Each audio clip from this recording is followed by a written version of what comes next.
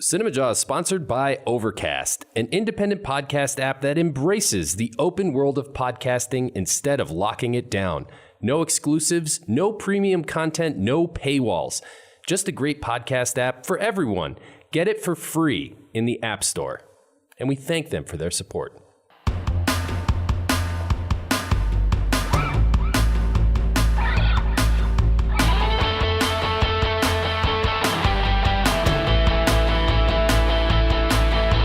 You're listening to Cinemajaw, the greatest movies podcast ever, recorded on location at Cards Against Humanity in Chicago. My name is Matt Kay, and with me is... Rye the Movie Guy. And sitting behind the glass over there is Filmy Phil. How's it going, guys? This week on Cinemajaw, Matt, I ask you to stick 'em up as we cover our top 5 favorite bank robbery movies. Well, I noticed you brought this little note here with me. Let me just read this. Put the money in the bag, and you have a gun pointed at me right now. Oh my God, you're robbing me on the podcast. Right on the podcast, Matt. Jesus, man. Robbing you of your top 5 because I know it's an the audio Jawheads show. Don't even want to hear your top 5, so That's I'm robbing your top 5, throwing them away, and actually putting in my own top 5 in your list. Well, as well. I hit the silent alarm already, Brian. We are covering our top 5 favorite bank robbery scenes. Through the times of doing Cinemajaw, we have covered heists at some point. Very similar. But this time we are just locking it in on bank robberies. It's a particular scene in movies. Not talking about robbing a diner like in Pulp Fiction. We're talking strictly banks. Right. Well, this is okay. So heists are a genre, but not all heists are bank robberies, even though all bank robberies are heists. Interesting, huh? I can't follow along. It's okay. We're doing bank robberies. We're tying in our bank robbery scenes to a particular review this week, which we'll get to. Joining us this week will be Vince Lozano. Yeah, I'm excited, man. He's an actor, also a producer of a new film coming out entitled Acts of Desperation. Can't wait to talk to him. We're going to get Vince He's got some on, great credits to his name. Right. We're going to get Vince via Skype, be talking to him. He also has his favorite robbery scenes picked out. It's a fun list. Should be. Besides that, we even have more going on, don't we, Phil? Oh, you know it. We're also going to be going eye for an eye on The Hustle this week. And we have reviews of Stockholm and Longshot. Yes. Plus, since we are going eye for an eye on The Hustle, which stars Anne Hathaway, I figure this is a good time to play Anne Hathaway cast movie trivia. So, Okay. I'm ready. Sound as good? ready as I can be for that. Yes. Sounds good. all right. Plus, wow, we are already in the 5th month of the year. It's flying by. It is May already. Crazy, even though it was snowing this past weekend. This means 2 things, of course. A new theme, something to celebrate, and a new riddle. Dun, dun, We're dun. going to start with the theme, Matt. Okay, let's start with the theme, Ryan. This year, obviously, 2019, Cinemajaw each month has been celebrating a different actor, actress, genre. Right. It's been all over the place. In fact, a quick recap before we announce who we will be celebrating this May, because it's a big announcement, This is Matt. exciting. I'm It is. excited. I'm excited. A quick recap. January, we decided to kick things off celebrating Samuel L. Jackson. What a month that was. What a way to start things off. Unbelievable. In February, in honor of Valentine's Day, we did rom-com month. Yeah. But we picked it right back up in March, did we not? We sure did. Captain Marvel herself, Brie Larson, got her own month. Boom. Loved it. And then, of course, just last month, in honor of Pet Sematary remake, we celebrated Stephen King. Yes. No, that was a really good one, too. So we had to come out of the gates here in May with somebody big, somebody bold, somebody to celebrate. Matt, who is Cinemajaw celebrating this May? Well, Ryan, he was born September 2nd, 1954, and his name means cool breeze over the mountains. This month, Cinemajaw celebrates Keanu Reeves. Well done. Hell well yeah. done. Yep. Keanu, huh? Keanu. I love is this good. guy. All right, let's get Keanu Reeves month going with a fact. Come on, Phil. Yeah, all right. We celebrate this month The joke I have is that the fact is that his name means cool breeze over the mountains. But Sorry, Phil. well, we I actually took the cool breeze right out of your sails. I mean, not really, because I got another fact. So they're still good. Yeah. So Jawheads, be thankful, because this is the first month we've have a double dose of facts. So. This month, we celebrate Keanu Reeves month with his willingness to sacrifice for the better good. It's documented multiple times that Keanu Reeves took a 90% pay cut on his salary for the movie The Replacements so that Gene Hackman could be cast. He also deferred $2 million of his salary so that Al Pacino could be cast on The Devil's Advocate in 1997. That's pretty interesting, because I don't know if I know Keanu the person. Does anybody really? Do you see him a lot on talk shows and you really get to know who Keanu Reeves the person is? You know how there's some actors that you just are like, oh, well, that's Seth Rogen. We know what we're getting with a Seth Rogen. But I'm not so much sure I know Keanu. That sort of casts a different light on him. Let's explore him this month, Brian, and get to know Keanu the person. Wow. All right. Other things to look forward to this month in honor of Keanu Reeves. We are going to be doing imitations of Keanu Reeves' famous movie line that he has, which is this "whoa, whoa." He does catchphrase. His catchphrase throughout his career. Each week, a different Cinemajaw member is going to take a crack and do their best imitation of Keanu Reeves. You can expect poll questions, interesting facts, clips. It's going to be a whole Keanu month. Yeah. So let's start with that imitation. Who wants to go first? I'll go. Yeah? I was going to ask for a brave volunteer. No, I'm going to jump out of the plane with no parachute. Here we go. Now, it should be mentioned there's multiple different woes through Keanu's career. The one we're going with here that Phil is ready to load up. This is, to give the Jawheads an idea, this is what Keanu's woe sounded like back during the Bill and Ted Excellent Adventure days. Whoa. So wait, that's the one I have to do? I think you got to imitate that one. That's a little too high pitched for me. That would have been a good one for Phil, I think. All right, here we go. He's going to give me the lowest one. Ladies and gentlemen,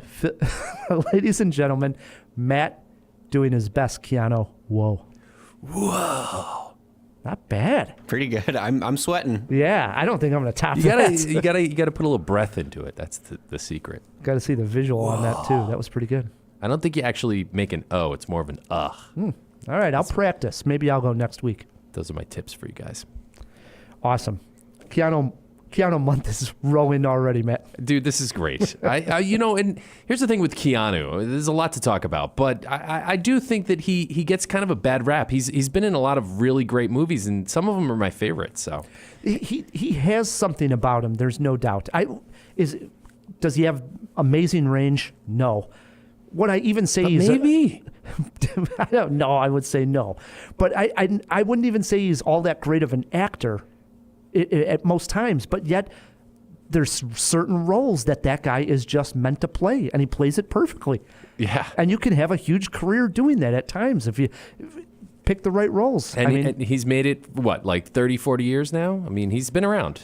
Yep. So, and hey, you know what else, Ryan? This just happens to be Cinemajaw number 420. This with the 420th episode? This is right, 420. So you know what that means, right? Yeah, last week was 419. No. Well, first of all, I brought this here for you. Here, take this. May I? This little contraption here, yeah. I got. Hang on. Yeah, right here. There you go. All right. So, just wanted to ask you guys really quickly, what is your favorite? What's your favorite? Are you all right there, buddy? Yeah. Okay. What's your favorite stoner movie?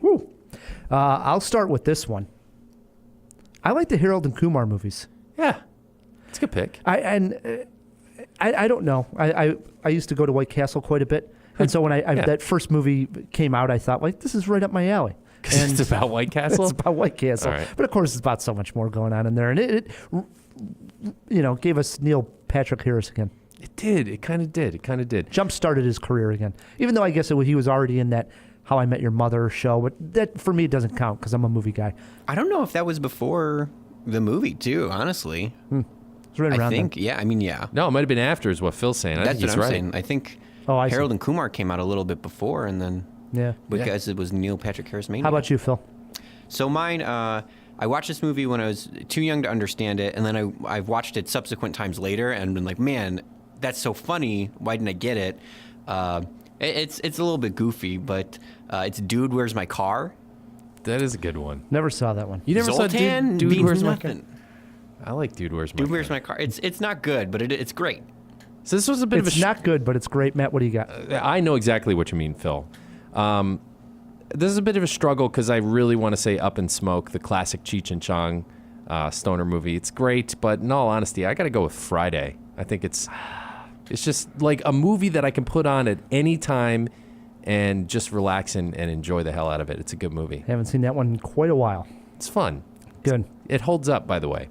It's good. It's classic, I would say. All right. One other thing we got to do that at the top of the show, since it's the first of the month here, Matt, is a new riddle. Yes. Thank you for indulging the 420 thing. Here we are. Before we get to the May riddle, Matt. Oh, sorry. It was, the bong threw me off, right? What are we doing first? Before we get to the May riddle, we got to remind the Jawheads what the April riddle was and pick out a winner.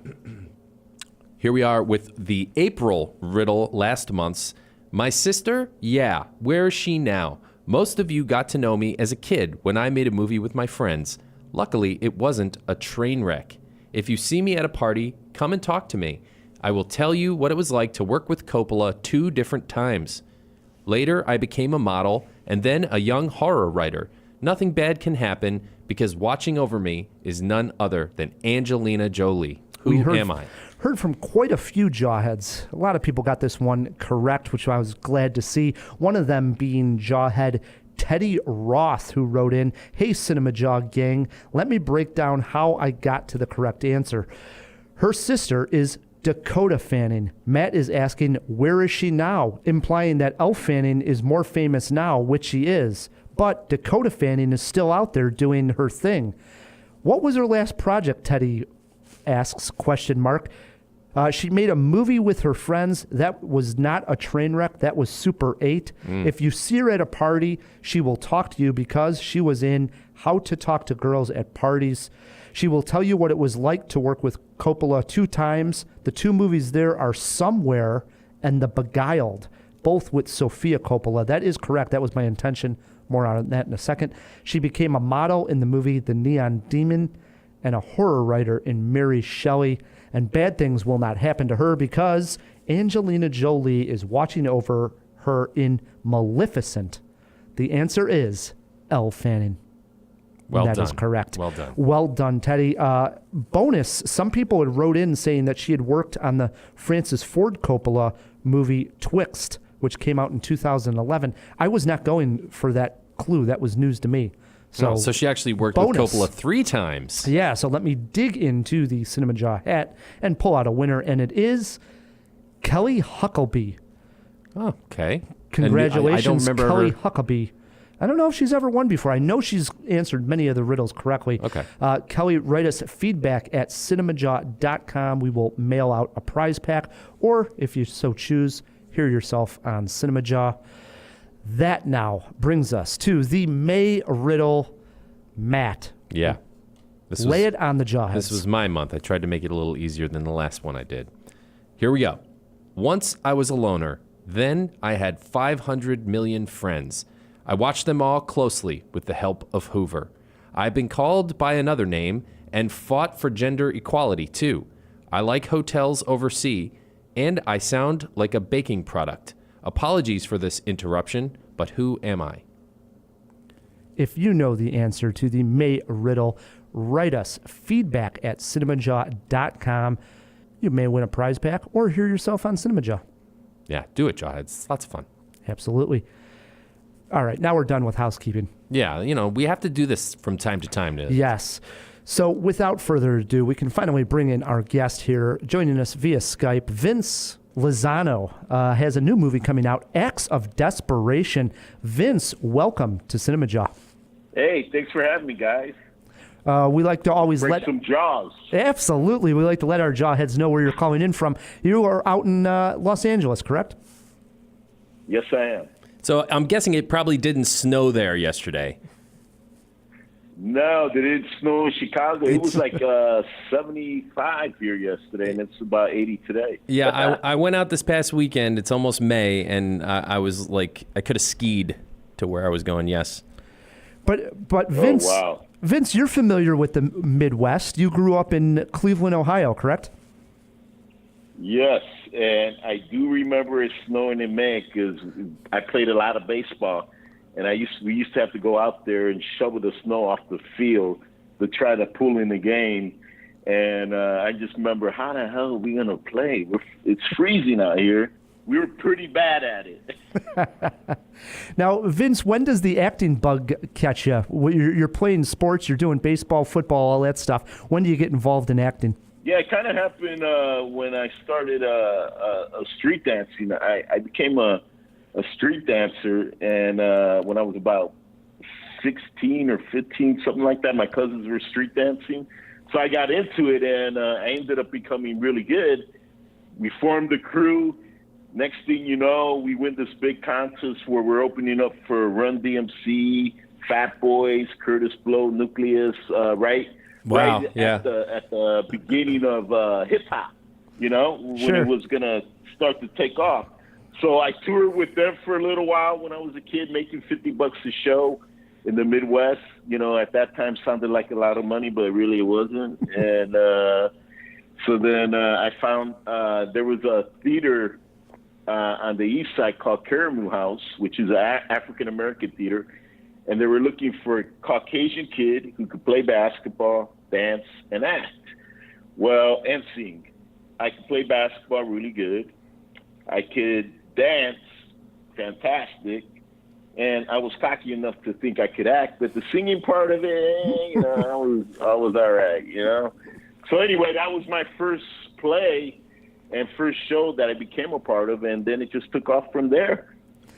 That's awesome. And I see your first credit as far as breaking into the movie business. You can't get much better than this. Your first movie was Encino Man with Pauly Shore.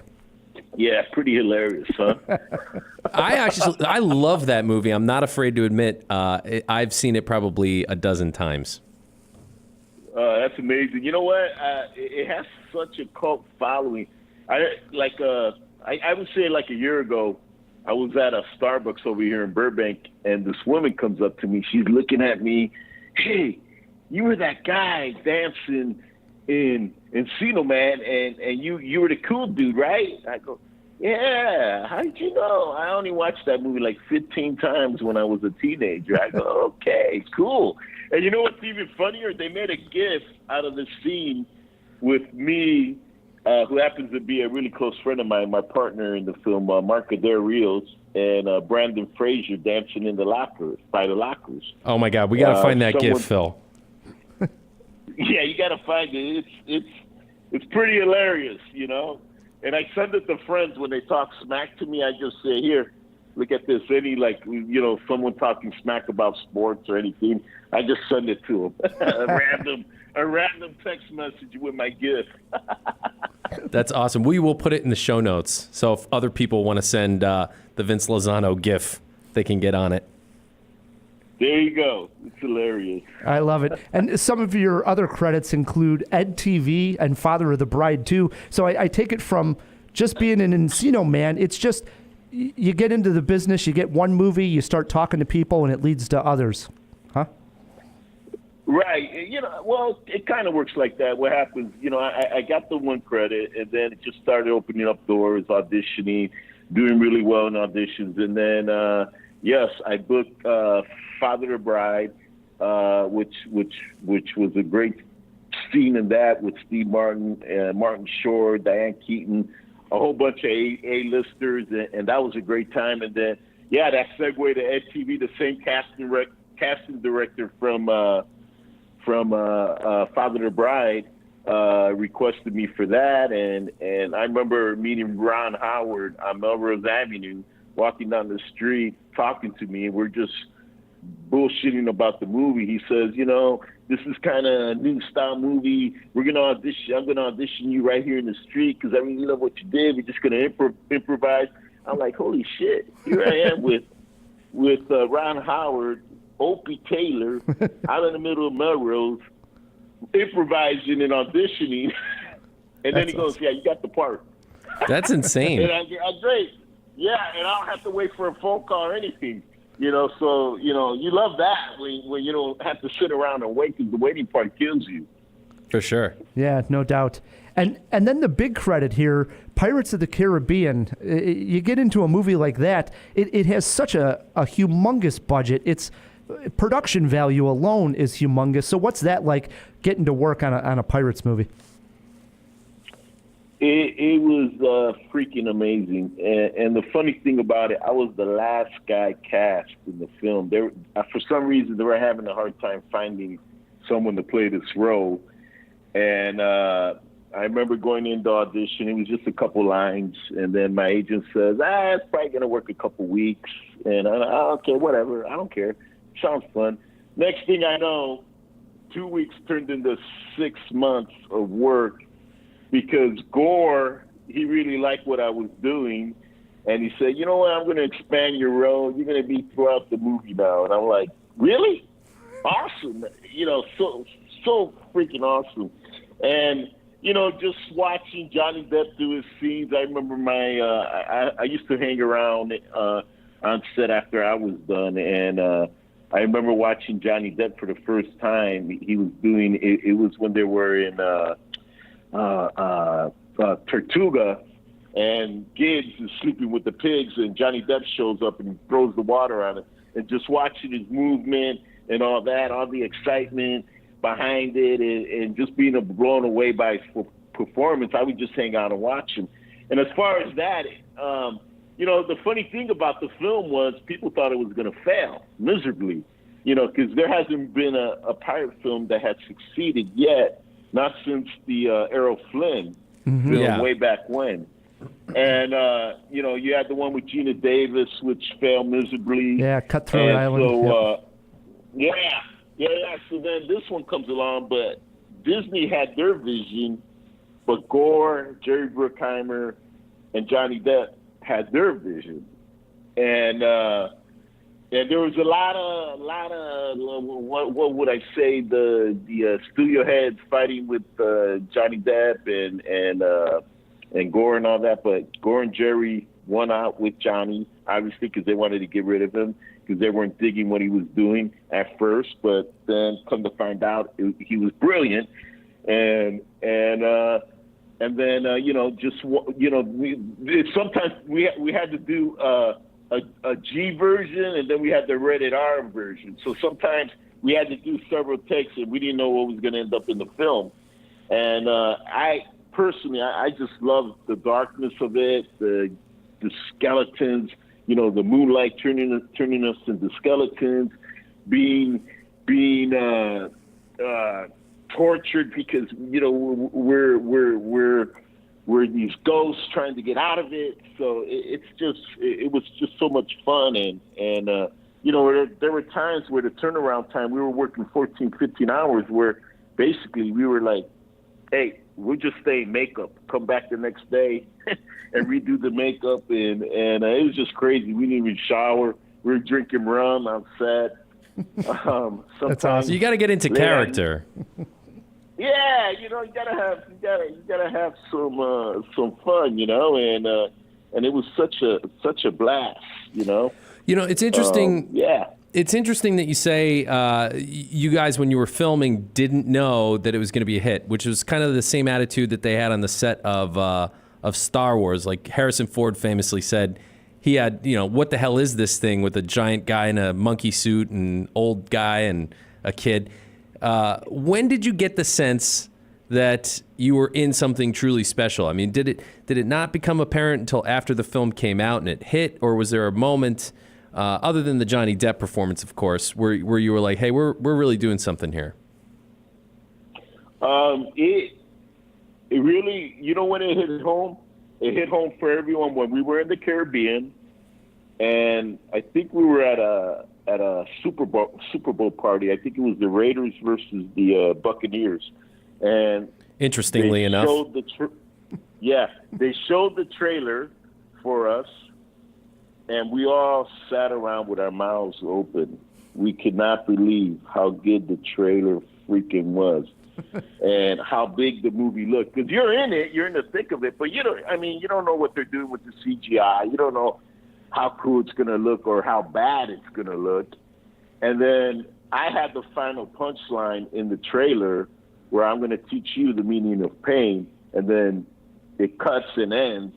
I was like, holy shit! I made the trailer for Pirates of the Caribbean, the final punchline.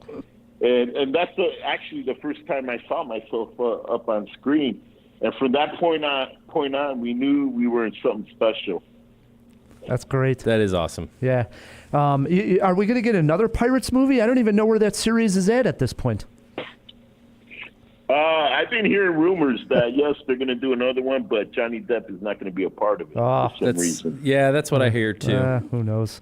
Yeah, I mean, inside information, because, some stuff that went down on the last one, I guess they don't want him back, which is really too bad. I don't know how you do a movie without Johnny, but hey, we'll see. It's made so much money, so they have to make another one, I guess. Sure. Yeah. I think just leave it where it's at. Yeah, I hear you. So, Vince, talk to us about your new film, Acts of Desperation. You're not only in front of the camera on this one, but you're also producing this movie, correct? Yes. Acts of Desperation, it's a film about desperate people trying not to be desperate. In a lot of ways, it's what most people want in life. They want love, they want to be loved, they want money, a roof over their head, or to be appreciated. It's kind of ironic that way. There's like 4 storylines that are happening at the same time, and then it comes to a impactful ending. So basically, the script came to me by my producing partner, Richard Freeman, who also directs the film. He read the script.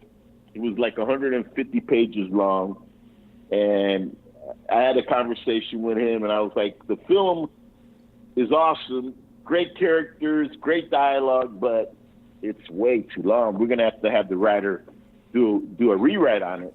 And he was willing to do it and got it down to like 101 pages, and then we were able to get financing for it, and that's how Acts of Desperation came to be. Wow. And I see, you got Paul Savino in this movie, among others. Yeah, we were very lucky to get Paul. He's good friends with one of the executive producers, Kira Relorsch, who's also one of the leads in it. And he read the script.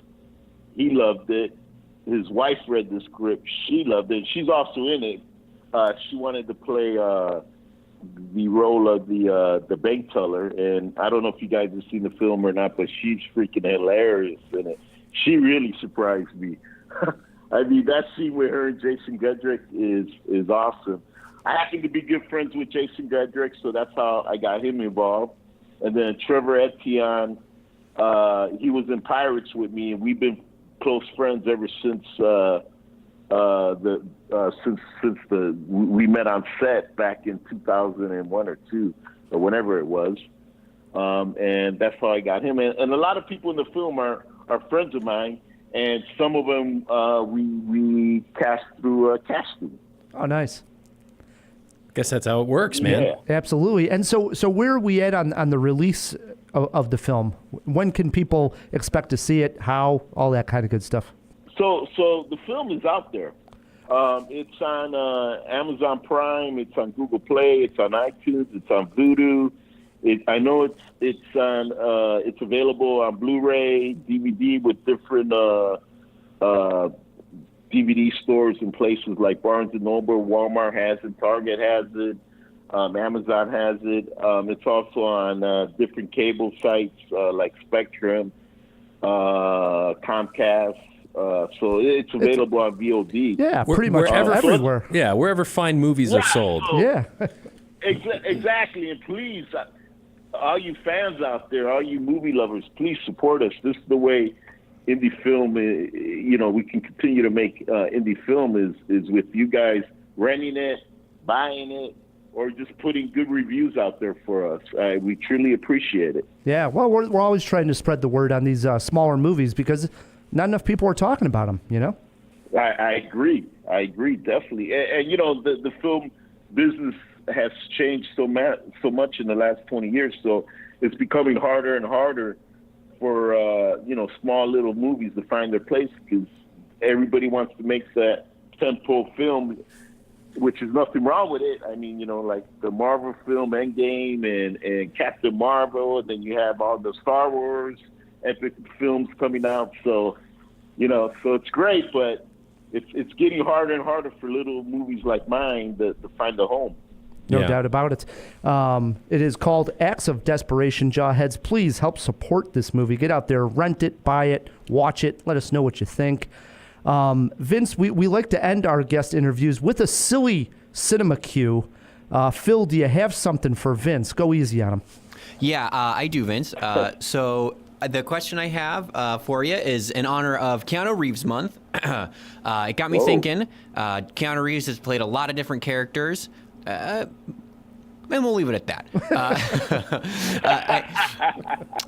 The question is, which of these iconic Keanu Reeves characters would you rather have a drink with? And there's a theme to them. I'll see if you can find it out. Johnny Mnemonic, Johnny Utah, John Wick, or John Constantine? They're all John. John. I think I love to have a drink with John Wick. Yeah, that's probably the right answer. I'd be a little too scared, I think. I definitely would be nervous. I don't know. I remember that scene, in the bar. I think it was the first John Wick film. I thought it was really cool, and I love that black and white suit that he wears. Kind of Reservoir Dogs. He's looking sharp and cool. As long as he lets me have rum and coke, and he doesn't smack me around and does a karate chop on me, then we're cool. Just don't mess with his dog and you'll be fine. Hey, exactly. Don't kill the dog. I got one more bonus cinema cue for you here, Vince, because this happens to be Cinemajaw number 420. I was just curious if you have a favorite stoner movie. Favorite stoner movie? I would have to say Fast Times at Ridgemont High. There we go. Nice. Just to pay homage to Sean Penn. Yeah, Spicoli. So graphic. I think it's Eric Stokes, too, who played one of his guys who were one of the stoners with him. I have to... And I think it was Nicolas Cage, too, as part of his crew. In Fast Times, we'll throw that in the jaw box. If we can't think of a fact, Phil looks them up, and he'll come back at the break with the facts. But we'll look it up. Good stuff. Okay. On Twitter, are you on Twitter? Want to plug a handle or where the Jawheads can check out what's going on with Vince and what's upcoming? Sure. The Jawheads can find me on my Twitter handle is Vince Lozano, Lozano, and then on IG it's the Vince Lozano page, and then I have my own page on Facebook too called Vince Lozano page. Just keep it all simple, Vince Lozano. Nice. Yeah, that's the easy way to do it. Do it, Jawheads. Vince is going to be sitting in on this entire jaw. He has his top 5 favorite bank robbery scenes picked out. This is going to be a fun jaw. I agree. Let's keep it rolling here, Phil, with Eye for an Eye. Yes, Eye for an Eye this week, The Hustle.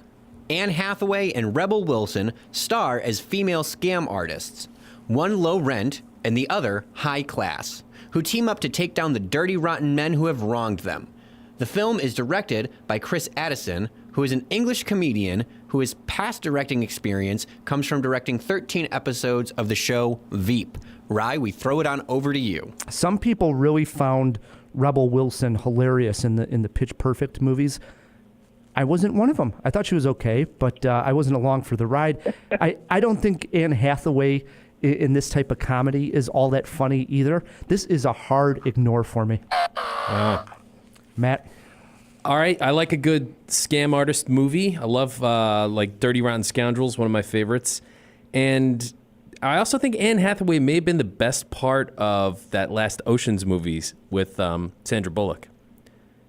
Yeah, I don't know how I feel about Rebel, but I'm going to give this one a slight interested. Vince, we throw it over to you, buddy. What, are you interested or ignore on The Hustle? You know what? It doesn't appeal to me, so I'm going to ignore it big time. Nice. Vince is I on. like Anne Hathaway, and I thought I agree with you. I didn't think Rebel was that amazing in the Pitch Perfect movies. Yeah. Phil, where do you sit on this one? Matt, you're on your own. Nice. I have nothing but I can't offer nothing but a parroted voice of that. Anne Hathaway is amazing. I had a fairly big crush on her for a long time, but I don't know. That's all right. So what movie made you have a big crush on her? Was it she did Les Mis, right? I was going to She say did. probably Les Mis. That was like probably at the right Les Mis. time. I was at the right age for that kind of thing. So Phil's also Right. only 12 years old, Vince. I am not. I'm 25. You just loved her sequence where she sings that famous song in Les Mis, which Yeah. I don't remember the title of. Yeah, she doesn't look But, too good I during had that a either. dream. Let me tell you. Yeah, I had a dream. All right. That's it. Yep. 3 ignores, 1 interested for The Hustle. I can't even promise we're going to get a review out because I doubt you're going to see it, Matt. Well, we'll see. Yeah, I doubt it. We'll see. Speaking of new movies, there's a new bank robbery movie, Matt. Yeah, and speaking of hustles, ever wonder where the term Stockholm Syndrome comes from, Ryan? Me either. But that's exactly the story being told by writer-director Robert Bordeaux in his new film, Stockholm, starring Ethan Hawke, Noomi Rapace, and your boy, Mark Strong. Could this true-life crime caper that spawned its own psychology brainwash me into loving it? Or is it just a hostage situation? Ryan and I tied each other up to watch.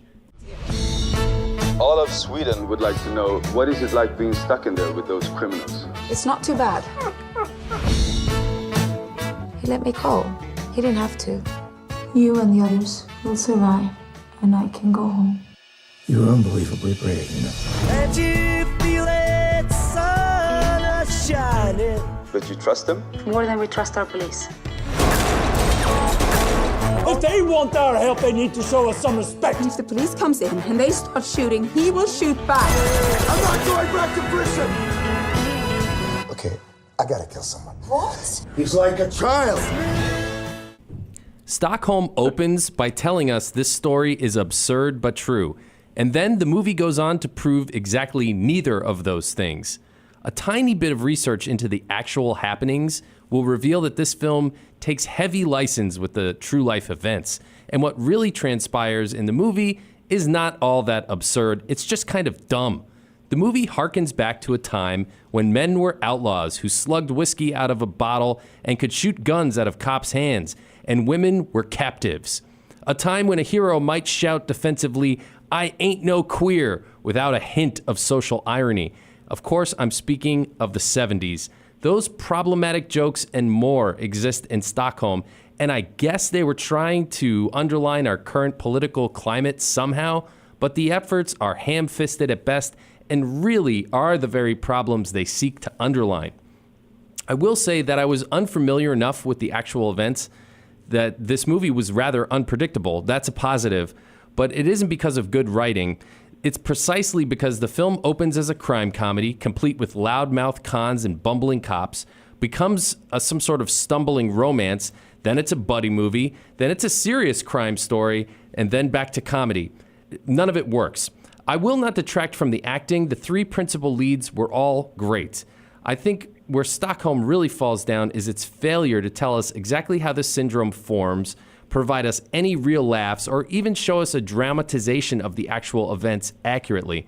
This movie is more or less a stinker, barely saved by good actors. I was not in love with this captor. Wow. Ryan? Wow. What'd you think? I will say, Matt, that movies like this are difficult to pull off when it comes to tone because you have a serious story trying to be told that in which there's a bank robbery going on where someone is taking hostages, but yet the character doing it is a bit of a goofball, right? So the balance between seriousness, feeling actual danger in the situation we're in, and then the silliness of Lars, the character, and his weird motivation is it's just ridiculous. It doesn't work. There's no balance there. No, that's kind of what I was saying. And as far as the acting goes, I did like Ethan Hawke as Lars.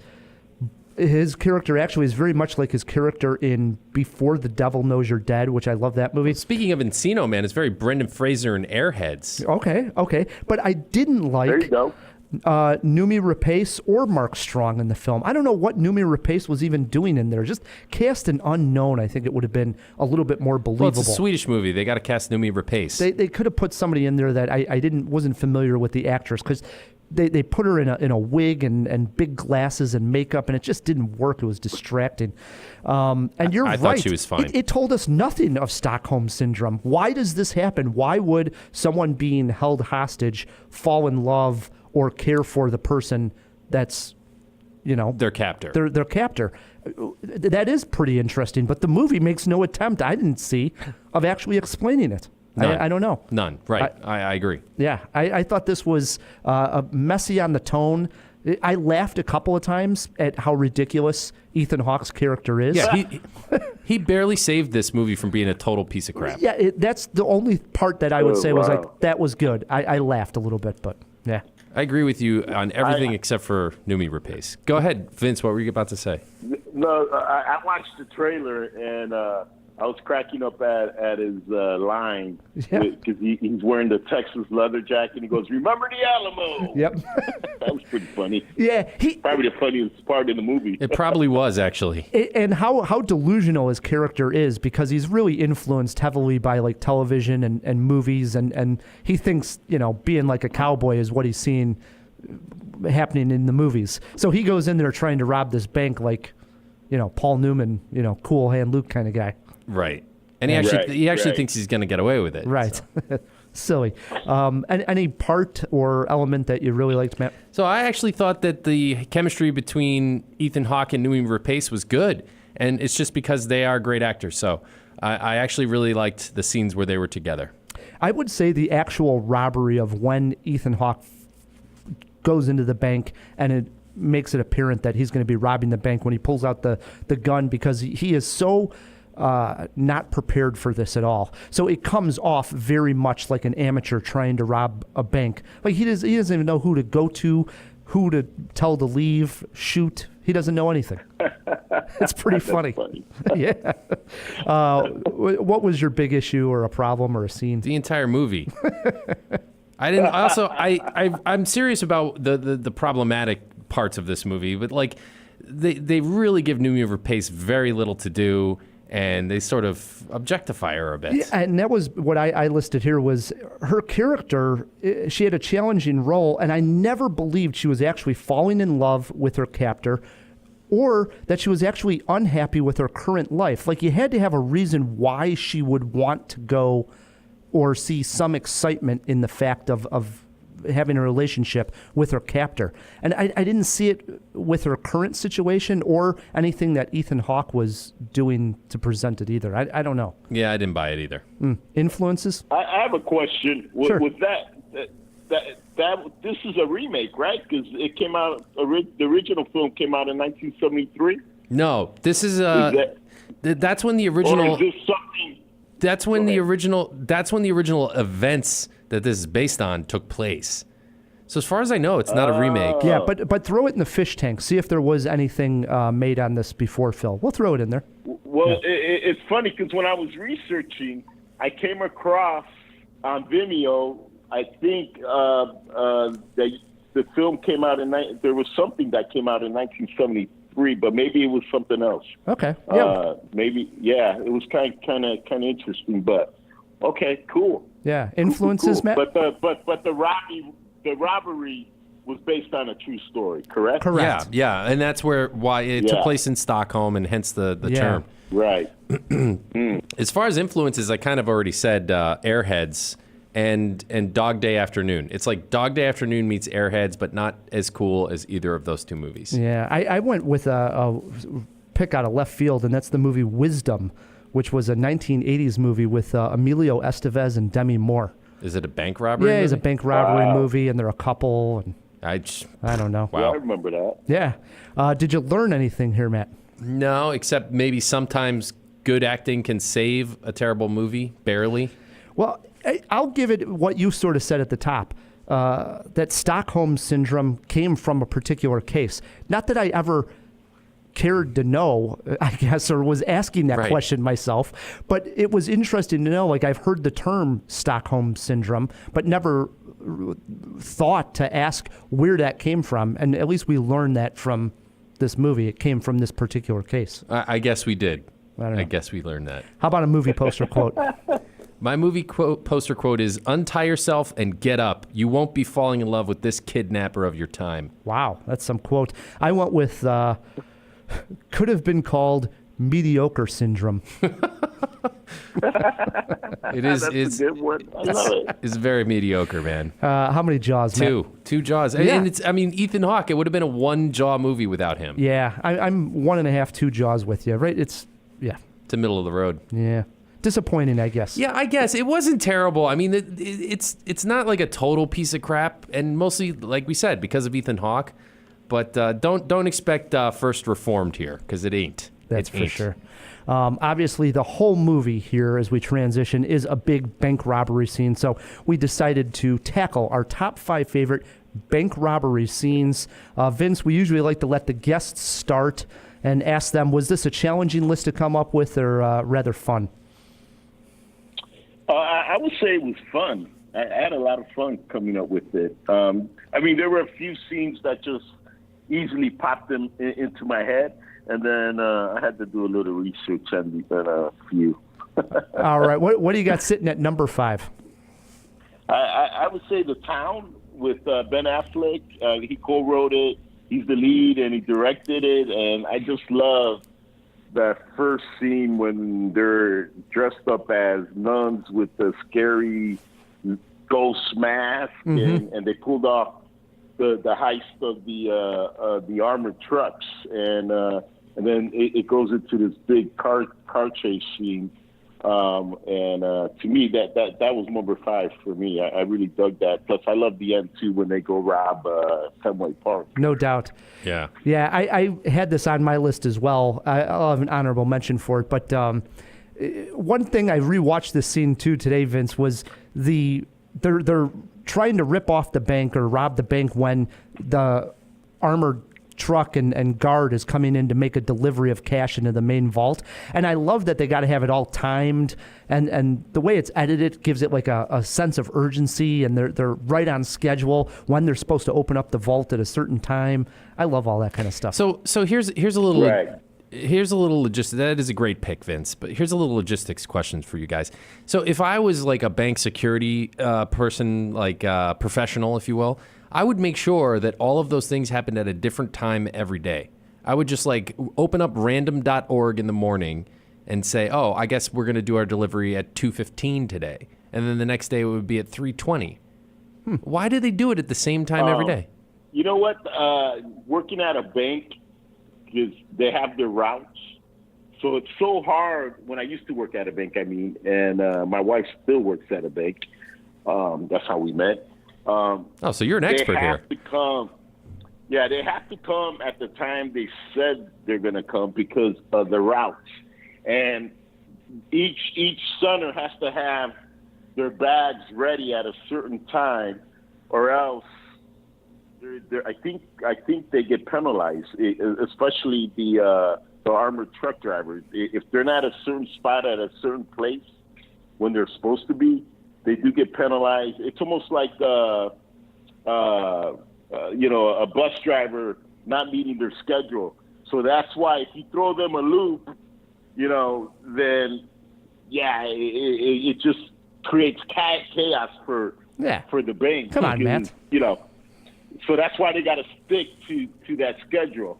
So if you don't have inside information, you're not going to know the schedule, and that inside information is not supposed to be given out. But like in the film, you get in there, you grow up in the neighborhood, you want to make some cash, you find out something, Interesting. That's crazy. That's crazy.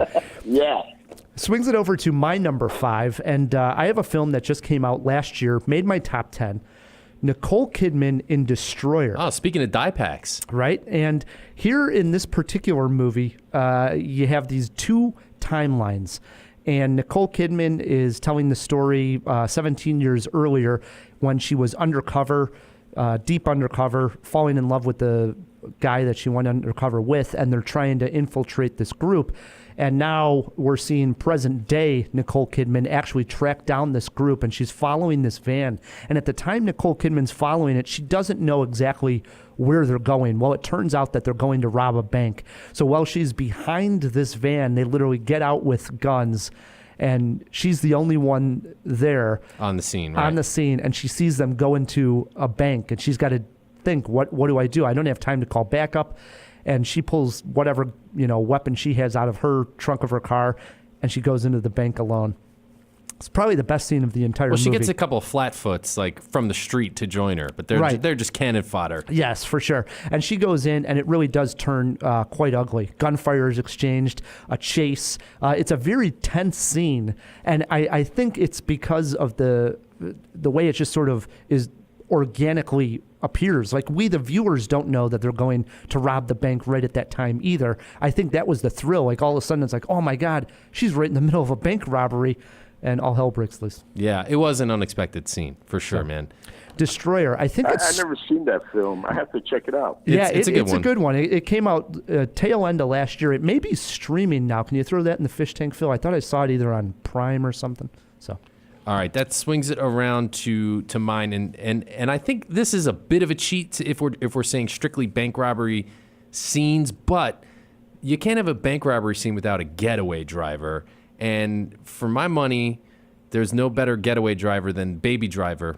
And that opening getaway sequence when he's in the car with John Hamm and Jamie Foxx, and just flooring it pedal to the metal around trucks and drifting, and the way that they get away, probably one of the best car chase scenes ever. And there's some moments where, it's from the getaway driver's perspective. So he's sitting outside the bank, watching them inside with the masks and the guns, pushing people, firing into the ceiling and stuff like that. So it's an interesting take we haven't seen before. That's at number 5. I like that one. Thank you. I thought it'd be on your list. That's a good choice. Yeah. I like that. We're into our 4s, Vince. What do you got sitting there? Number 4, I'm going to go with Point Break with Johnny Utah. Hell yeah. Awesome. Reeves and Patrick Swayze. I just love that scene towards the end of the film where, they're robbing banks with U.S. President's mask, and at the end, they change their routine. Meaning they never go to the vault. They're always in and out at 90 seconds, but not this time. And then, it ends with that crazy scene with Swayze jumping out of the plane, trying to escape and all that. And, and to me, I thought Swayze was really good in this film, surprisingly. I think he's a very underrated actor. He was great in there, yeah. Yeah. His chemistry. And you know what? And Keanu Reeves wasn't that bad either, considering. Hey, well, we're celebrating him this month. Yeah, we are celebrating. There's a him reason. This month. There's a reason he's still getting big jobs. He's got something, no doubt about it. No, he does, and he's another guy, who's underrated. I mean, he's got John Wick coming out. Good stuff. Swinging it over to my number 4, talking about some good-looking actors. You want to rob a bank, and you want to rob it in style. George Clooney knows how to do it, and he did it perfectly in the 1998 film Out of Sight, which is directed by Steven Soderbergh. It's Clooney and Jennifer Lopez. And Clooney in this particular scene walks into a bank. He's just looking for some cash that he wants to get. And so what he does is he walks up to the tower. No gun, no nothing. Just walks up to the tower. Earlier he sees a gentleman with an open briefcase talking to the bank manager. And he walks up to this tower and just so confidently and so suave and charming as Clooney can be, just tells the teller, hey, look over there. That's my partner. He has a gun in that briefcase, and if you don't do what I tell you, he's going to shoot your manager in the face. What I want you to do is give me this amount of bills, blah, blah, blah. And just his demeanor and the way he does this, she does it, no problem, hands him the money, and he says, don't hit the button. I'm going to signal to my buddy over there. Of course, this guy has no clue what Clooney's doing. Right. He just picked out a stranger. Right, and Clooney grabs the money, says something to him that makes no sense to the guy at all. He's all befuddled, and Clooney walks right out of the bank with the money. Fantastic. Yeah, that is a good scene. Yeah, love that movie, love that scene. All right, that swings it around to me at number 4. In all honesty, dude, that's exactly where I put Point Break 2. I mean, the scene that I would highlight is the very first time we meet the ex-presidents when Swayze's jumping up. He's Ronald Reagan, and he jumps up on the, which is in almost every bank robbery scene. Did you notice that? Somebody's got to jump up on the little desk where you write your checks. So he's up there with dual pistols, pointing at everybody, calling out the times, 10 seconds, 20 seconds. And but they're all doing a little impersonation of the president. The president. That they're playing. Yeah, and then at the end, Nixon goes, "Yeah, I'm not a crook." It's great. Don't forget to Great vote. punchline. Yep, that's awesome. Yeah, it was good. All right, into our 3s we go. Vince, what do you got sitting there? There is a robbery scene in Acts of Desperation. Well, go with for it. Trevor Etienne and Didi Servino. And what's funny about that scene is Trevor is wearing like this makeshift bomb, and Didi says it looks straight out of a cartoon or an animated film, like the Roadrunner. So, but being seriously, The Killing was my number 3 with Stanley Kubrick's film, but actually they're robbing a racetrack, and I just really love that scene where Sterling Hayden is wearing the clown mask. He comes in and he's telling them put the money in the bag, and they're running around stacking all this cash in there, and it's the perfect robbery, but just a couple things go wrong. And I don't know if you're familiar with this film. I have not seen this one. This is on my list to watch, Vince. Yeah, it's such a wonderful film. And one of the things that go wrong, one of the robbers tells his wife that he's robbing the racetrack. She's having an affair. She tells the guy she's having an affair with where they're meeting up. He tries to rob the robbers, and they have this crazy shootout. One guy ends up surviving, which is the husband of the one that was having an affair. Sterling Hayden sees him walking down the street, all shot up. He leaves with his fiance, which that's why he robs his bank. This is his last job. This is it. I don't know if you want me to tell you the ending or not. Don't. No, there's a powerful ending, which I will not tell you, but that scene is freaking amazing. Just that whole sequence where he robs the racetrack. Looking forward to watching that one. Yeah, I got to catch up with it, nice too. pick. It's a Stanley Kubrick. You got to check it out. For sure. Early Kubrick, too. My number 3, we're talking usually when you're doing bank robbery movies, they're serious, they're action-packed. But I wanted to put one comedy on mine, and I've talked about this particular scene before. Also an oldie, 1969 for mine, Woody Allen. And this is when Woody Allen was still doing... You got to squeeze a Woody Allen into every list. He was still doing screwball comedies. His whole career's changed through the years, but this is when they were like slapstick screwball comedies. The movie is Take the Money and Run, and he plays Virgil Starkwell, who's this totally incompetent thief, which is the whole gimmick of the movie. And this particular scene, he goes into a bank, and he basically gives a note to the teller, trying to act all suave, almost like I just described George Clooney. But his handwriting is so bad that the teller cannot read the note. That's right. Here's a clip. What does this say? Can't you read that? I can't read this. What's this? Act natural. No, it says, please put $50,000 into this bag and act natural. It does say act natural. I'm pointing a gun at you. That looks like gub. That doesn't look like gun. No, it's gun. No, that's gub. That's a B. No, see, that's an N. It's G-U-N. It's gun. George, would you step over here a moment, please? What does this say? Please put $50,000 into this bag and act natural. What's act? Act. Does this look like gub or gun? Gun, see? But what's app mean? It's act. A-C-T. Act natural. Please put $50,000 into this bag. Act natural. It's not... Hilarious. Does it finally dawn on them that they're being robbed? No, you know what's even funnier is actual bank robbers come in to rob the bank afterwards, and here you got Woody Allen and his crew that don't know what the hell's going on, and now real bank robbers come into the bank to rob the place. It's hysterical. Oh my God. My number 3, take the money and run. Matt, what do you got sitting there? This is where I'm putting Heat. Wow. Honestly, one of the most brutal bank robbery scenes in just about any movie. And if we were doing a shootout list, and I think we may have at one point in our Cinemajaw careers, this could easily top the best shootout. Automatic weapons, out in the middle of the street. Bullets are whizzing all over the place, into cars, into people. Just crazy what goes down with this botched bank robbery. Actually, the criminals, it's Al Pacino, it's Val Kilmer, it's Robert De Niro. Everything's going right until it goes wrong, and boy, does it. It's such a fantastic movie, especially because of the chemistry between Pacino and De Niro.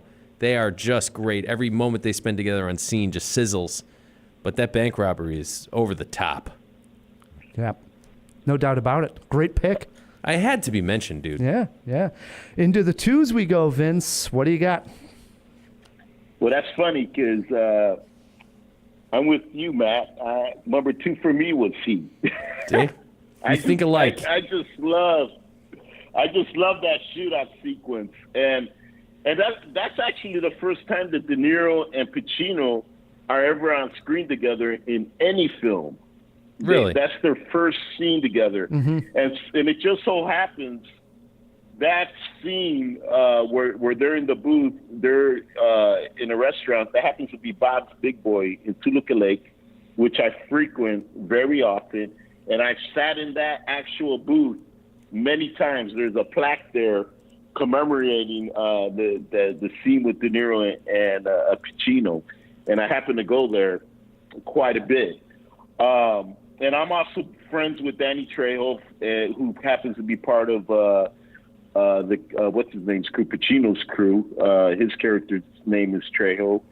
But yes, that's my number 2. I love Heat. One of my favorite films. A lot of love for Heat. My number 2 was mentioned by Vince. It was The Town. So I'm subbing in my honorable mention.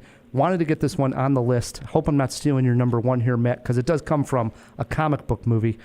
I'm speaking of the opening scene from The Dark Knight, where this is when we get introduced to the Joker. And this scene is really just like a noir crime thriller scene. It's very dark. It never would, if you were putting this on and you didn't know what you were about to watch, didn't know that this was entitled Batman, you wouldn't even know at the time that you were watching a comic book movie at all. I mean, it starts very, very dark.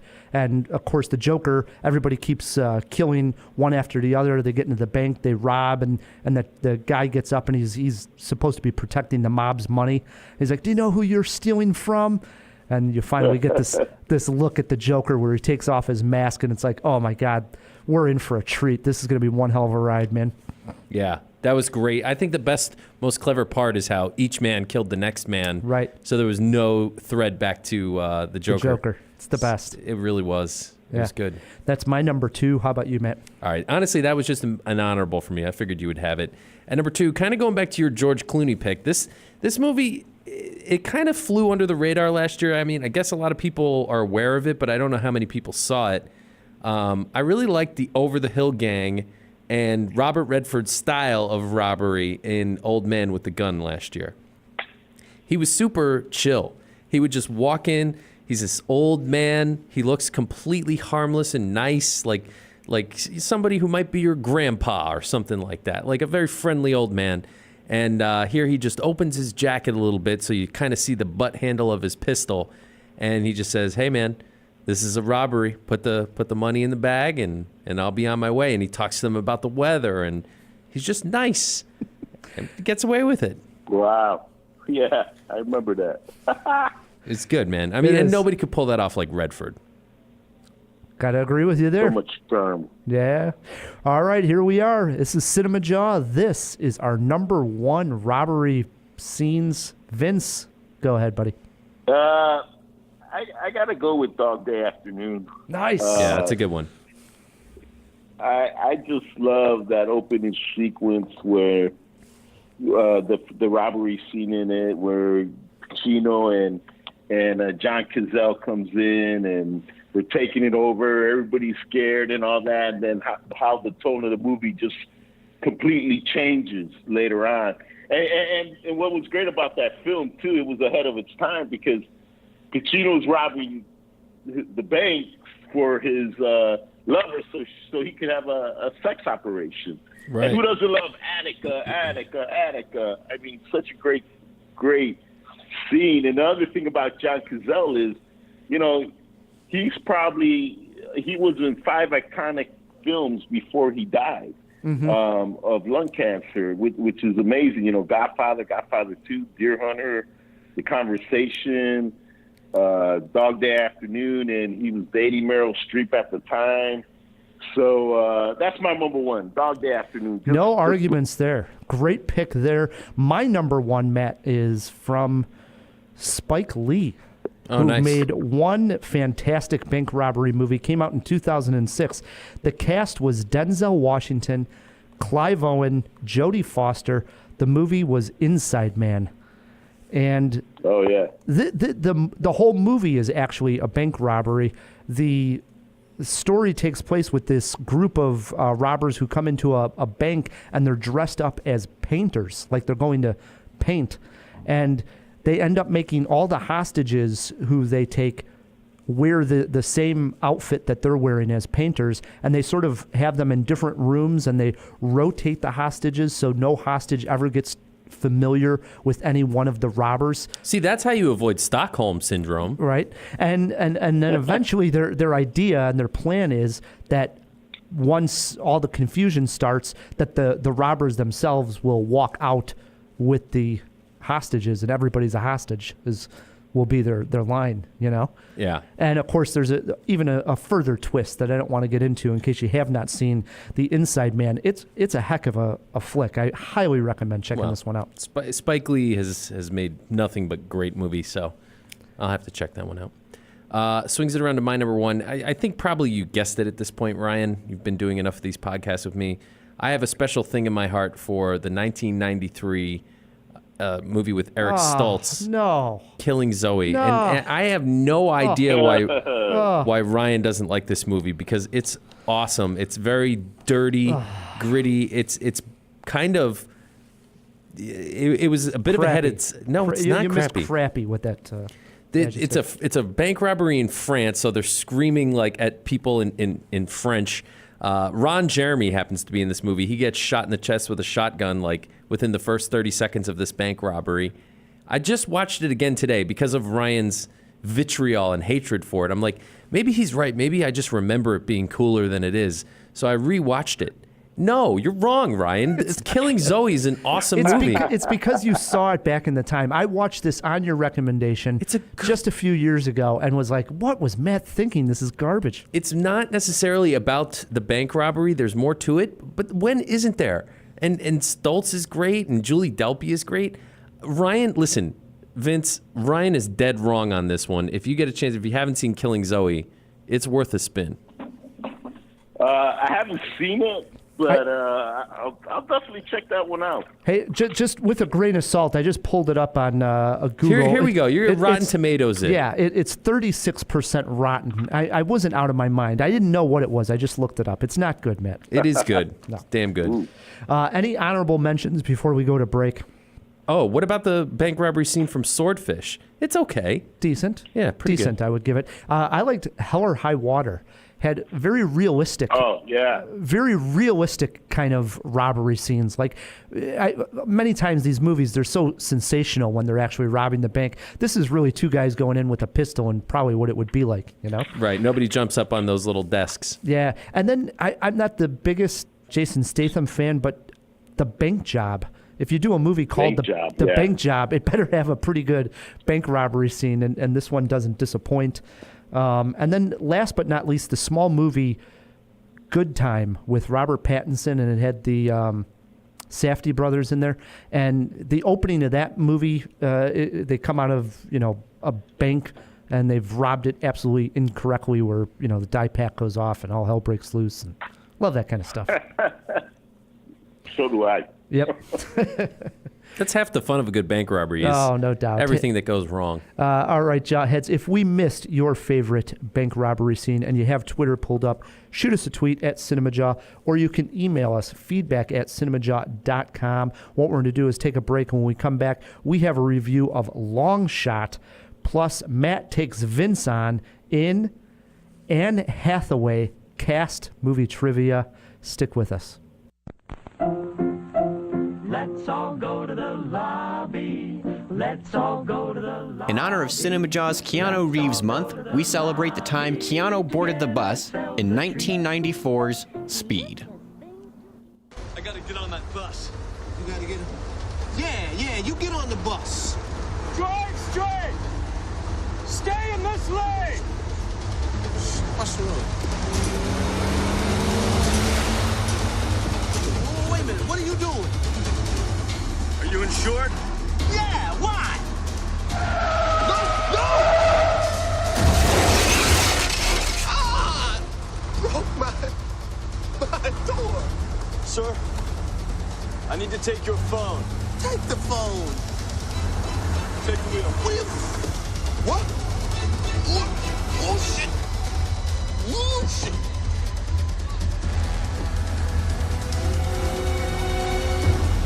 Drive straight!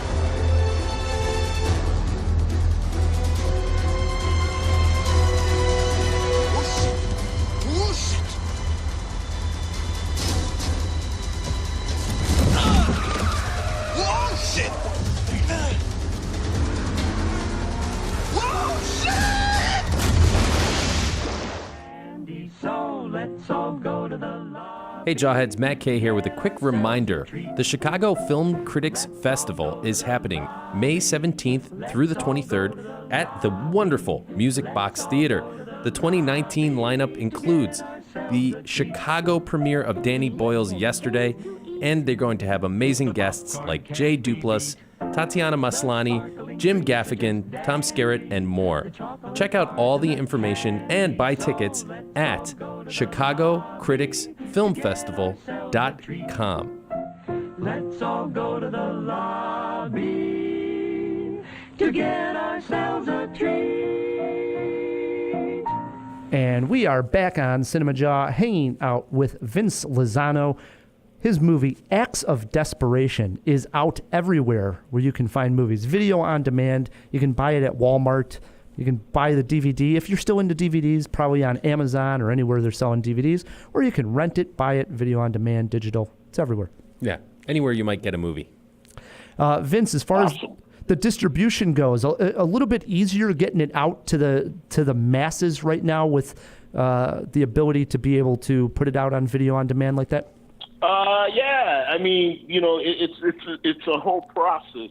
You still have to have a distributor who wants your film, and luckily this film won a bunch of independent film awards and at film festivals and that. And so we had different distributors reach us, and they wanted to film. And then exactly with VOD, with Amazon, with all the cable channels out there, iTunes, Hulu, all the streaming. There's a lot of ways to get your film out there, but at the same time, there's a lot of competition out there. No doubt. So you really got to make a cool film and have some cool artwork, so your movie pops when somebody's looking for something different to watch. And I think we have that. Yeah, we are recommending Acts of Desperation. Jawheads, give it a spin. Let us know what you think.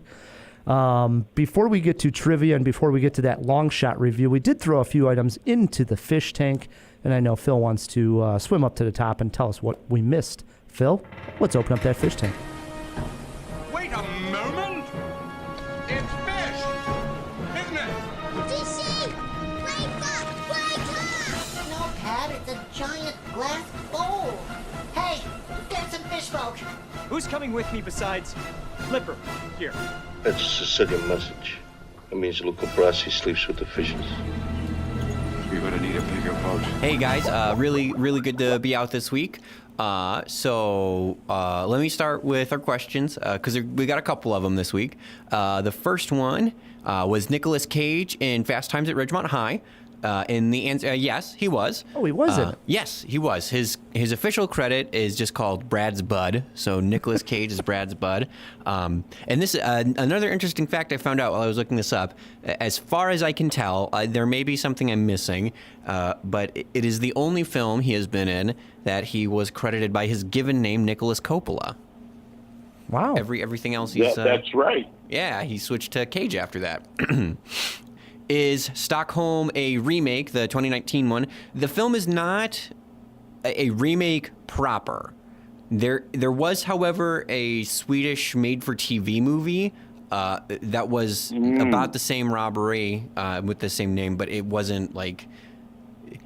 It's kind of coincidence, I guess, or just a lazy it wasn't naming. released to the masses.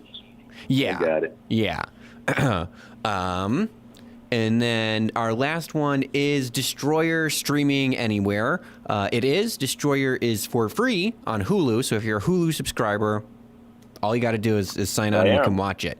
And then it's also available for rent on YouTube, Prime, all the good places for $3.99. Yeah, I recommend that one, Vince. You'll like Destroyer. Definitely, I'll definitely check it out because I am a Hulu subscriber, so I will check it out. Nice. For sure. Was that everything, Phil? That's all we got. All right, jump back in there for a second. Will do. Matt, before we get to trivia, we do have a review of a new romantic comedy. Ooh, do tell, Ryan. Yeah. If I was going to ask you, guess who Charlize Theron is dating, you would probably go through 2,723 names before mentioning, and when you did mention, it would be in a bewildered voice, Seth Rogen? That premise is the starting point for the new romantic comedy that has some political teeth to it as well, Longshot. I hit the theater to see if they could actually pull it off.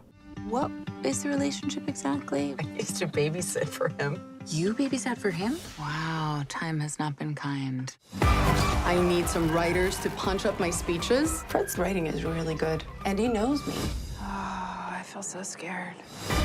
In order to write better for you, I should kind of get to know you better if you have a minute. I actually have 7. 7 minutes in heaven.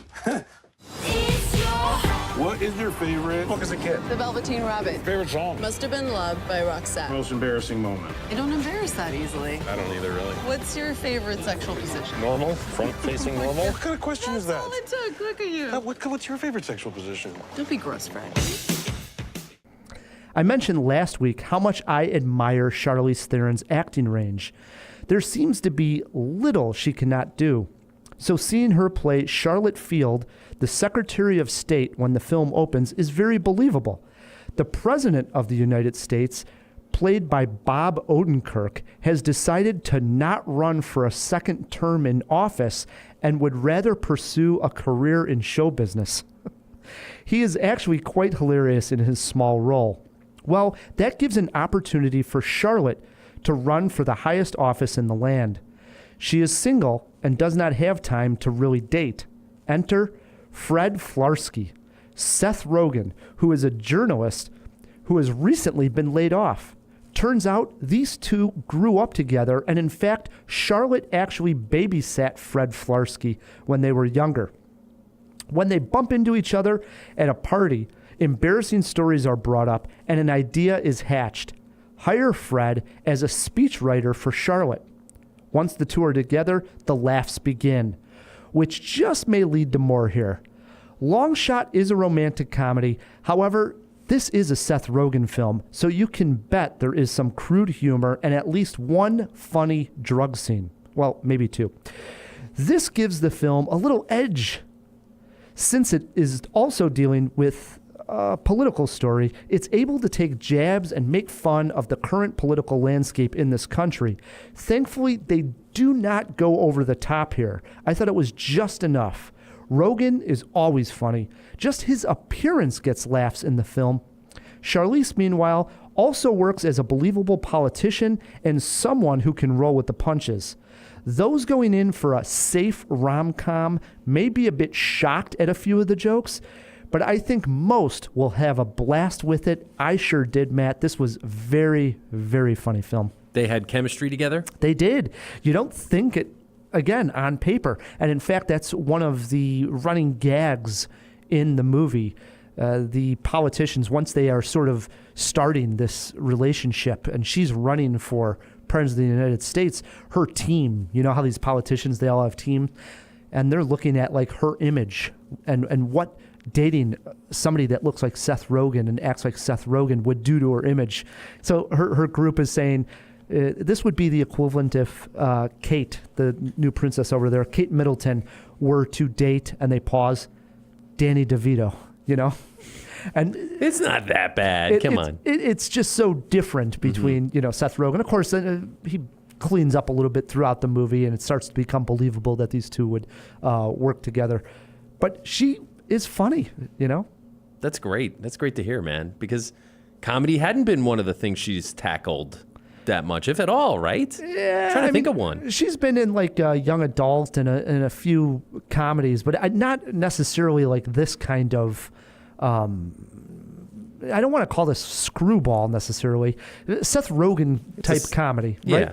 I mean, it's a not, broad comedy. It's not necessarily a stoner comedy either. Like I say, it has a little bit of crude humor. I mean, there's some jokes that I think fall more in the line of like what Seth Rogen would do in one of his typical movies than it would be a typical rom-com. Is it a knocked up kind of thing? Yeah, it's that kind of blended mix. Absolutely. Boy, I wonder if Katherine Heigl's sitting there at the premiere saying, God damn it! Because we couldn't believe Katherine Heigl could ever run for president. Oof.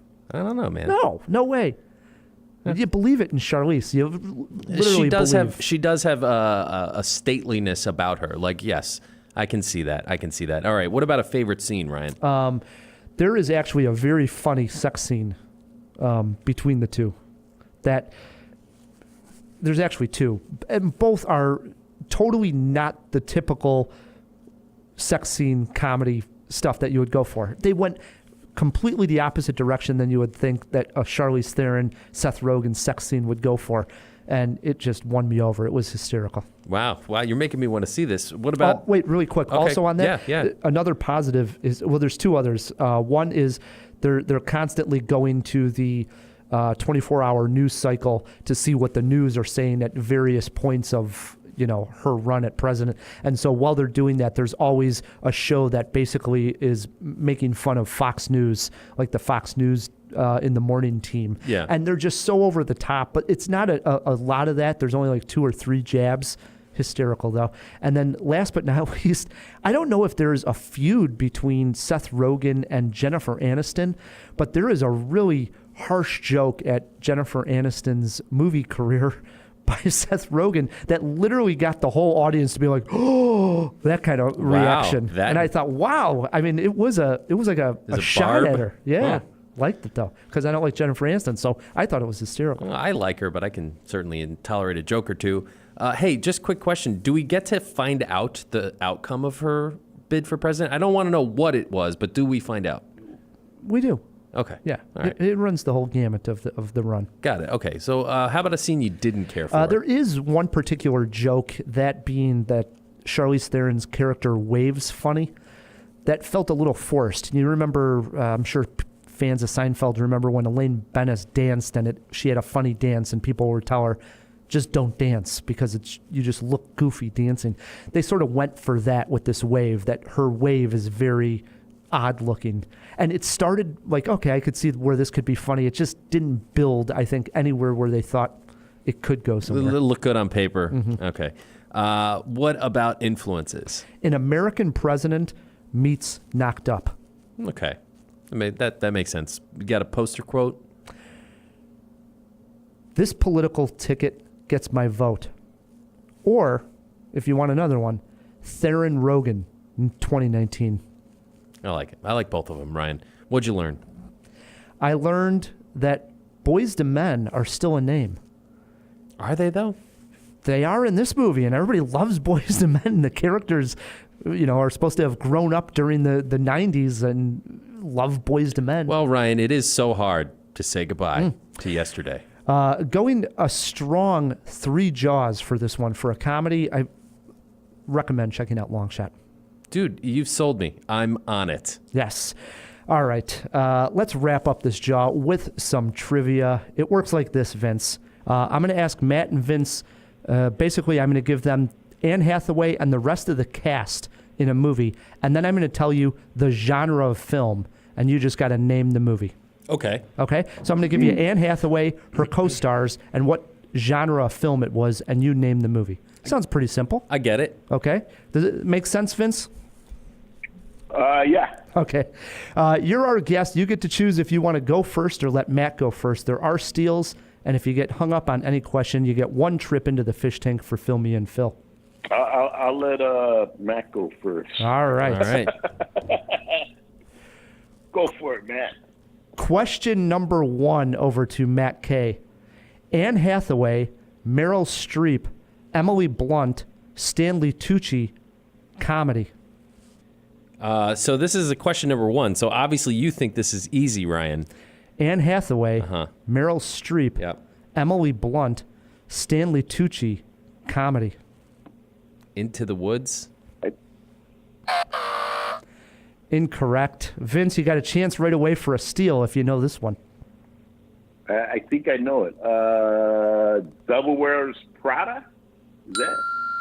He is on the board. 1-0, Vince.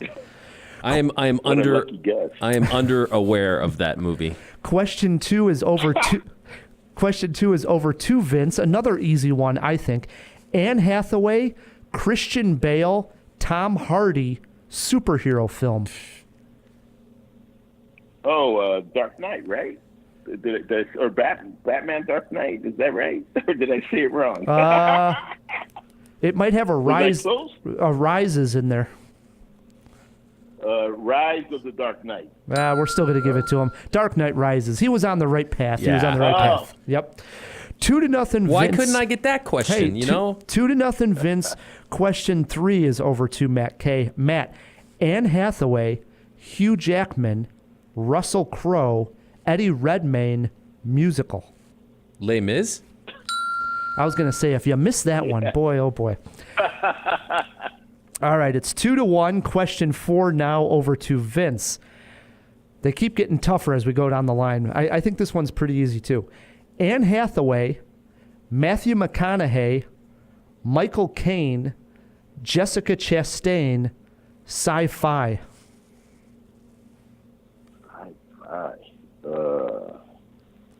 Man, I have no clue. I think the key here is it's Anne Hathaway, Matthew McConaughey, sci-fi film. I don't know. Yeah, I was gonna. No, okay, go ahead. It's You not can a use your sci-fi. lifeline if you want to. That is true. You could use your lifeline here. It's question 4. You don't. No I'll pressure. pass on this one. Okay. All right. Okay. I don't know it. Matt, you got a chance I know. for a steal I know and to this tie one. it up. I know this one, Vince. This is Interstellar. Matt ties it up here. This is good. We got a good ball game here, Vince. Question 5 now over to Matt K. Tied up 2 apiece. Matt, Anne Hathaway, Michelle Williams, Jake Gyllenhaal, Heath Ledger, drama.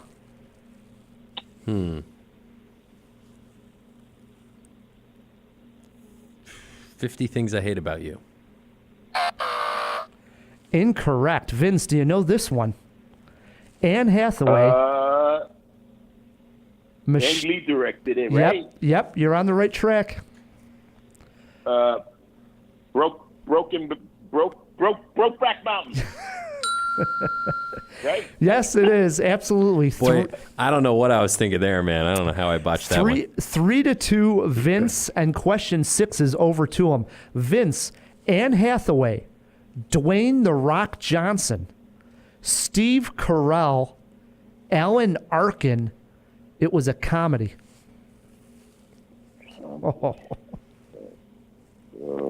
Man, The Rock? Yeah. The Rock was in a movie with her? Oh, man. And Steve Carell. Steve Carell, Anne Hathaway, Dwayne The Rock Johnson. You do have a lifeline if you need it. Was it an animated film? It was not. This was live action. I don't know. I have no idea. Yeah. Matt, you got a chance for a steal and to tie it back up again. What question number is this? 6. I mean, I don't know it either. I should probably use my lifeline, but next question is over to me, right? Oh, jeez. Get Shorty. Get Short. Well, that's a good guess. Wow, that was so close. Get Smart. It was based on the television show Get Smart. Wow, that was close. I was way off. But when you said Get, I couldn't believe it. I was like, oh my goodness, he's got this right. All right, it's still 3-2, Vince. Last 2 questions of the game. Here it is. Matt, question 7. Anne Hathaway, Kate Hudson, Chris Pratt, a comedy, supposedly. All right, I'm going to just dive head first into the fish tank. Into the fish tank we go. Phil, fill him in. What was the name of that Anne Hathaway, Kate Hudson, Chris Pratt movie? Alrighty, Matt. Your clue this week. Think about weddings. Think about weddings. Think about wedding. Read the cast one more time, Ryan. Anne Hathaway, Kate Hudson, and Chris Pratt. I think I know this one. Well, you know what, Vince? I'll give you a shot at it. I got nothing. Wow, nothing. Vince, what do you got? I think it's Bride Wars, right? That is correct. What is it? Bride Wars. I've never even heard of that. Vince is already a winner at 4-2. It's the last question of the game. Vince, Anne Hathaway, Jesse Eisenberg, Jamie Foxx, George Lopez, and this one is an animated movie. It's got to be Real, right? Real? Absolutely. That is correct. My kid watches that movie all the time, so that's why I know that one. Which one is that? Rio. About the bird. Rio. Yeah. Vince slaughters Matt on this one. Virtual handshake here, gentlemen. Vince wins 5-2. Good job, Vince. You crushed me. If it came down to a tie, we call it a jawbreaker. It was age of Stanley Tucci closest to. Matt, do you got a guess? It's Tucci, huh? Stanley Tucci. How old? Yeah. He's pushing the speed limit. I'll say 54. Lock him in at 54. Vince, you got a guess on how old Stanley Tucci is? I would say 63. We'd give that one slightly over to Matt K. 58, right in between you guys. Okay. 58. Yeah. I went over. He looks good though. He does. He's, you know. Brings us to the end of a great jaw. And first and foremost, we got to thank our guest. Vince, this has been a pleasure talking to you and getting to meet you. This was a lot of fun. I wish all interviews were like this. This was great. That's good. You guys are awesome. Good to hear. Got to have you in studio next time you're in Chicago, dude. Definitely. I would love to do that. Yeah. Best of luck with Acts of Desperation. Phil, we also got to thank Phil over here behind the glass. Thanks, Phil. Yeah, thank you guys so much. Always happy to help out. Matt, we also got to thank the sponsors. Yeah, thanks to Overcast and the Chicago Podcast Co-op who help us get cool sponsors like them. If you want to support Cinemajaw, the easiest way to do so is to leave us a review wherever you're listening to this podcast. And while you're at it, just click subscribe. One extra click, and it helps us out tremendously. Until next week, I'm Rye the Movie Guy. I'm Matt K. And keep on jawing about the movies.